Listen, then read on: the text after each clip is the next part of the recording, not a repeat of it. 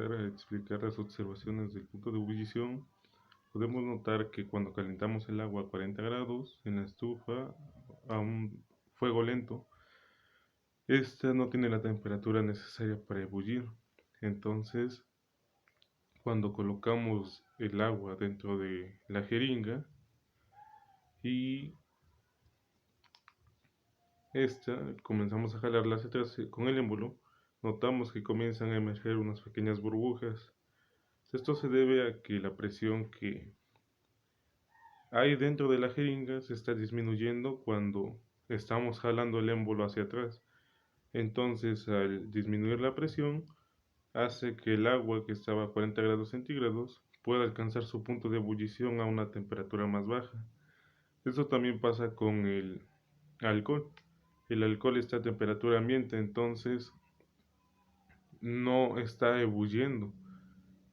Pero si lo colocamos dentro de la jeringa, como lo hicimos en la práctica, podemos notar que al jalar el émbolo está disminuyendo la presión y por lo tanto en algún punto el alcohol puede llegar a ebullir.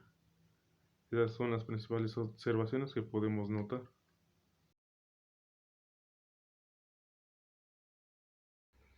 Bueno, como conclusiones podemos saber que la ebullición de un líquido no necesariamente va a depender de una temperatura, sino es más bien de la presión a la que se está sometido.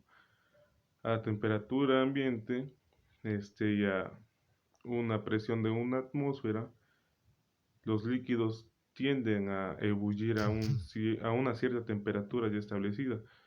Pero si disminuimos la presión con la que están sometidos estos líquidos, como el alcohol y el agua en la práctica, podemos notar que a diferente presión puede disminuir la temperatura que se necesita para poder hacer ebullir el líquido. Y esto lo podemos comprobar ya que, como dije, el agua a una atmósfera de presión está a 100 grados centígrados, pero cuando disminuimos la presión, su temperatura llega a bajar. Entonces se puede decir que la presión depende o es proporcional a la ebullición del líquido, es decir, a la temperatura con la que